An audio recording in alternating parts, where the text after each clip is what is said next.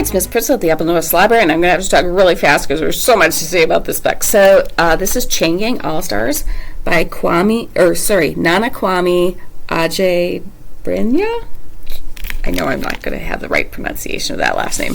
All right, this is sci-fi dystopian set in a near-future world where prisons are run completely by businesses, and one of the most popular businesses is called the Chain Gang All-Stars, which is basically gladiatorial fights to the death between prisoners. So the prisoners are murderers, rapists, and other violent criminals who sign up for this. All right, so these gladiatorial games are live streamed, like 24/7.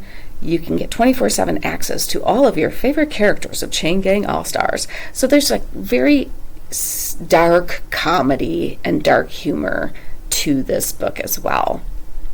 So our two main characters, there's multiple points of view in here, but our two main characters are Loretta Thurwar, who is a Grand Colossal, meaning she is like the highest level of fighter, and she is within a few battles of reaching high freedom, which means actually being free.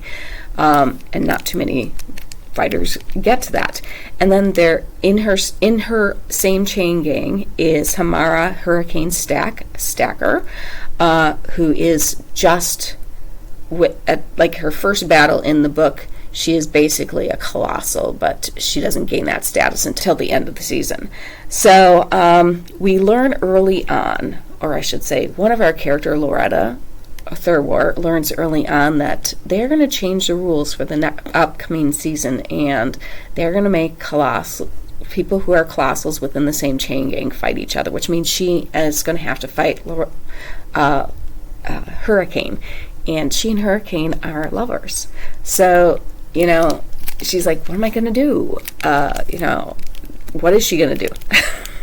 There are secondary points of view. There's Simon Kraft. The majority of our characters are African American.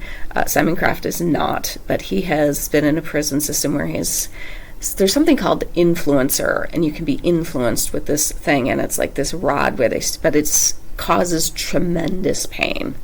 And it's been used on Simon so much that he is they've broken him to the point where he's insane, and he becomes part of the Chain Gang All-Stars in a different crew or gang, link. They kind of call them links. But he's incredibly deadly. And then within that same game is a man called Singer, because he sings a lot, and he worked in a slaughterhouse prison where they enforced 24 hours of silence on their prisoners, and so that can drive a person crazy too, and he ends up losing an arm while he is in the slaughterhouse, and basically he joins the Chain Gang All-Stars because he just wants to die, and this is the quickest way for him to die. And then there's also a protest movement that is growing against these hardcore sports type things. And so we get Mari Rolanda, who actually her father was part of Thurwar and Hurricane's chain gang. So the author definitely has a lot of messages to say about our criminal justice system, but I give him a lot of credit because he also deals with the tough question of people who hey, these are violent criminals. What do you want us to do with them? What are we supposed to do with them? And that happens through an interview with a reporter and one of the protesters, Mari.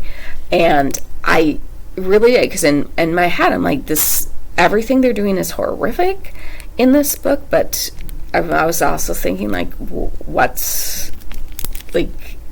yes, our prison system is very flawed, no question about it. But what is the correct answer? And Mari doesn't even have an answer for that. This is a book that I read. I know at some point I'm going to come back and read it again because there's just so much to it. So I would buy kids who like Hunger Games or Neil Shusterman's Scythe series. This is a one book, so you don't need a trilogy to read a trilogy or anything like that. I think you will highly enjoy this book, but I know a lot of people that won't be your cup of tea. I will help you find something else. Have a fantastic day and keep on reading.